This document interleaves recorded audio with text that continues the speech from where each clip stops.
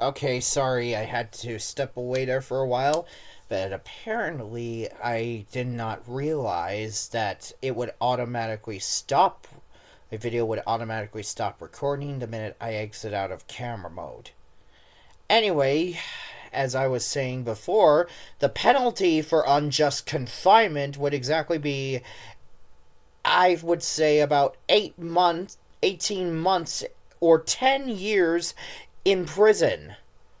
There's also the matter that. Yeah, here. Now, yes, locking these kids away in the water tower is a necessity to keep them from causing mayhem, but I have to remind you that these kids are still just kids. It would be considered unethical and immoral and obviously illegal to have to simply imprison in three young kids inside the Ida water tower without any remorse or guilt for the actions. Hence. Hence. Hence.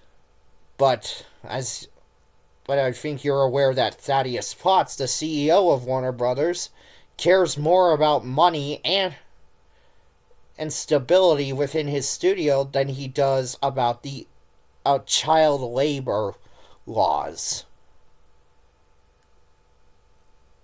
Us. If he really wanted to deal with these kids, he would have sent them to either military school or boarding school, or God forbid, he would just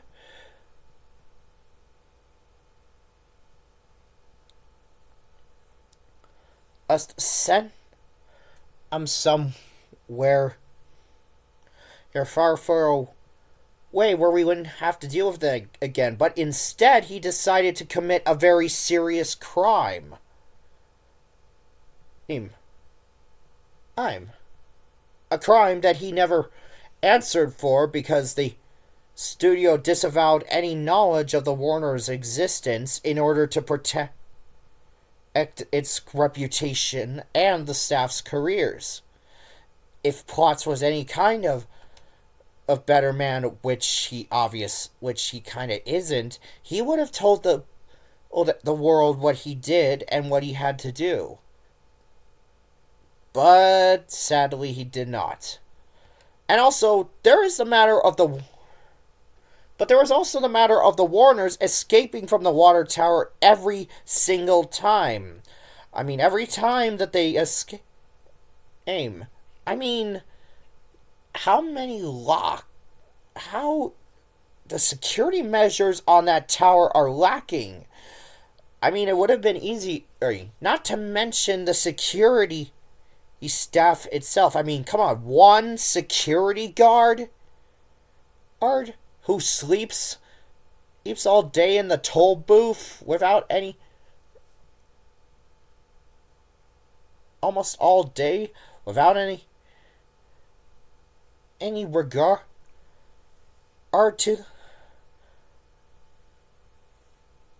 to his duties. I know I am going on and on about this, but I am just having a hard time.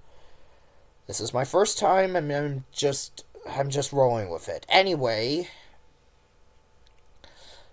Potts is also a bit of a cheapskate. He wouldn't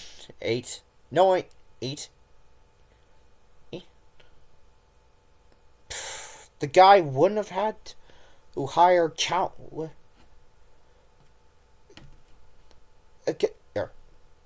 Potts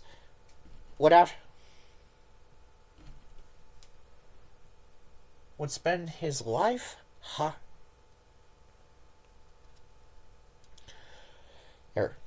if Potts wasn't so cheap, he would consider hiring an entire squadron of highly skilled, highly he prepared security personnel to ensure the Warner Brothers would never leave the tower again. He would put up barbed wire, watchtowers, security cameras, and what else? And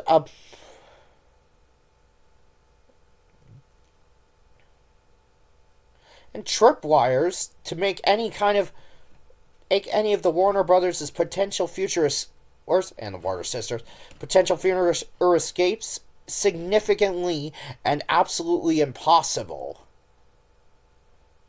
But well, we don't. But even we don't get what we want, do we? I don't think I have to remind you people that this is what.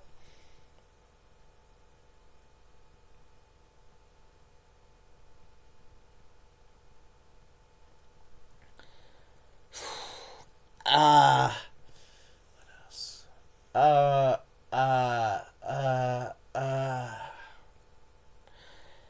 Okay.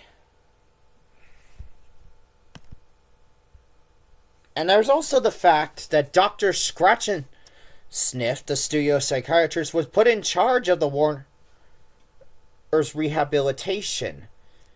And it's come in. And his attempts so far have been completely ineffective. They keep every time he tries to desanitize them, it always ends with the same thing. The Warner kids driving him crazy. He can't. Now I know what. Scratchy has a degree in psychology, probably, but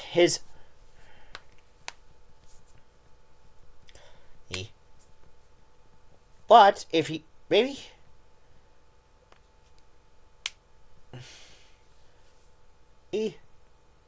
But he would have had a better job at helping if he received help from his co-workers in rehabilitating the Warners rather than relying on himself to do the job. Of course, that would have made things even worse since the Warners don't really listen to a lot of people.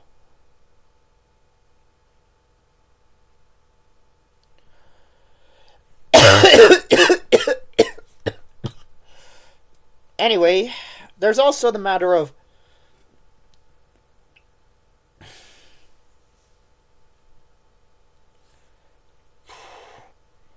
there is also the matter that there's also not just the Warners that are basically flawed in this show. Other characters have demonstrated to be very flawed too, like Mindy and Buttons. Every time Buttons is left in charge by Mindy's parents of watching her while they're busy, but let's be honest, and every time Mindy goes out and puts herself into danger, Buttons always has to chase him around town, getting himself hurt in the process, and he always brings Mindy back unharmed. And they scold him for doing something he didn't do. But let's be honest here. I mean, the fault is not really with Mindy or Buttons, but Mindy's parents. I mean, come on, leaving a dog in charge of watching a 3-year-old child, that is literally and probably the worst idea you could ever think of. Sure, dogs are supposed to be man's best friend, but they have brains the size of a gumball. And that's just not quoting me quoting Garfield too. That is facts, boy.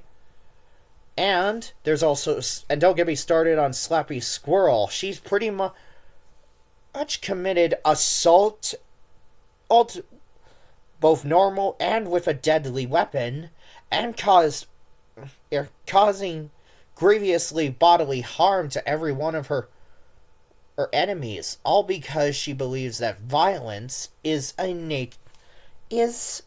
pretty much the only answer.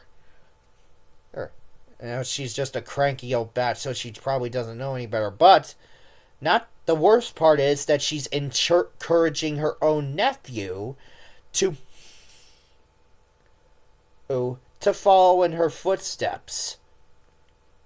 Basically, I don't even know what Skippy's parents are thinking, leaving him to be in charge of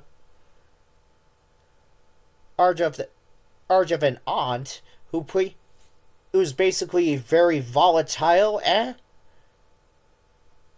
has done something that would get people in a lot of trouble.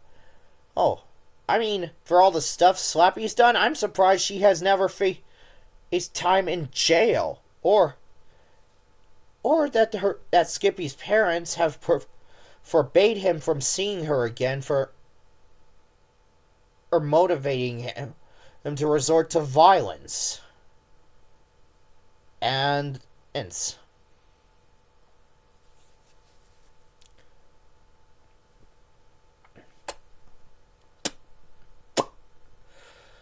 then there's also Pinky and the Brain.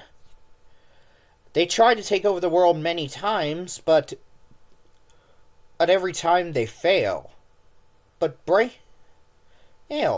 and mostly it's not just because of the fact that Brain is working with a complete imbecile known as Pinky, who is responsible for his own failures, but Brain's overconfidence and pride and refusal to take suggestion from most of Pinky's stupid ideas that could have ensured victory have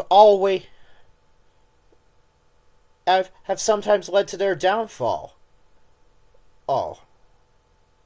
And our failures.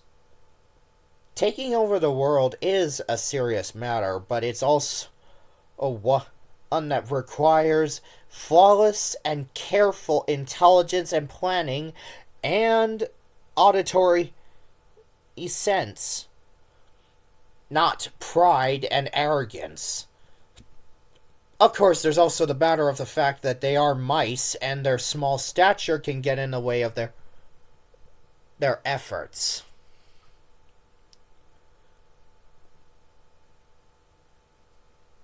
I am not saying they're terrible. I'm just saying they need to do better.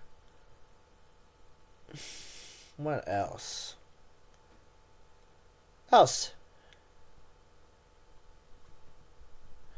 yeah, there's there's also Rita and Runt. They travel across the world looking for a home, home. Now, let me ask you something. Wouldn't it be easier? Now, I don't know for sure why they wouldn't ask the Warners if they could live with them as their pets. I mean, the Warners seem like the kind of people that would want a cat and a dog living in their home. But that's not the point. The point is, Rita and Runt have gotten themselves into situations where Runt has always been the one to save Rita.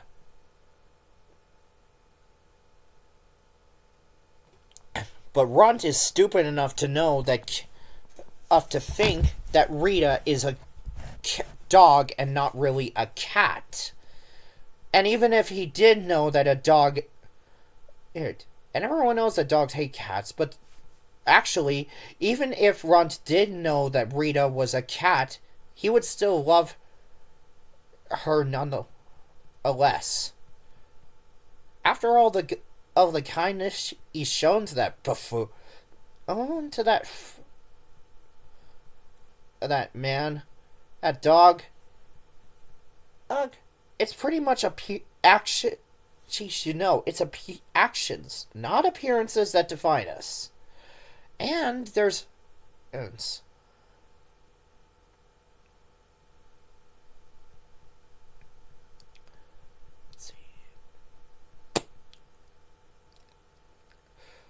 Oh, and there's also the good fetas.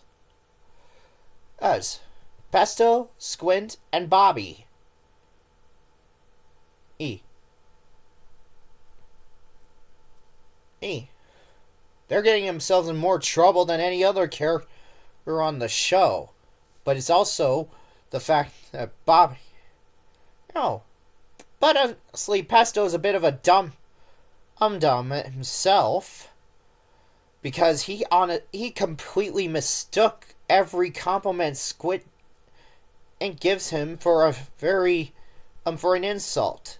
He's just bad-tempered. And Bobby doesn't really do anything to break it up. He just sits there and laughs. I mean, yes, sometimes he does something to keep them from tearing each other's throats out. But if Pesto had taken the time to understand that Squid was just complimenting him, or better yet, if Squid just told Pesto he was complimenting him, there wouldn't be any necessary brawls or whatever. Of course, telling him it was a compliment would still be considered as an insult, so never mind, I guess. And then there's... Finally, there's also Minerva Mink, one of the most beautiful characters on the show, and I would want to talk about Marita and Flavio, but I don't really want to, considering their situations seem standard. Anyway, Minerva Mink was pretty much viewed as the most beautiful creature in the world. So beautiful, any male would just fall head over heels for her. Literally. But it's probably and yet, Minerva just ignores it. In real life, any sort of inappropriate behavior or of behavior like that towards a woman would easily get you slapped or worse, put in prison. But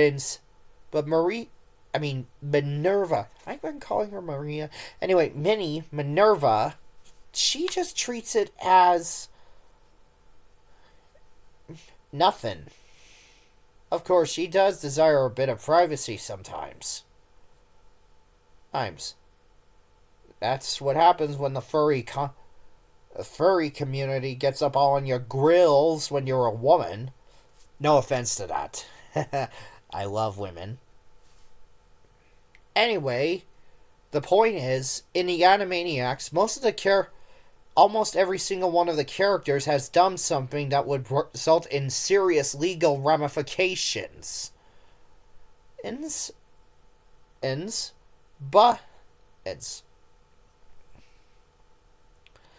also one other bit of logic I'd like to point out. Regarding the Warner kids. Even if plots would be tried and convicted for unjustly imprisoning them in the water tower, it still would have serious consequences. For the Warners would...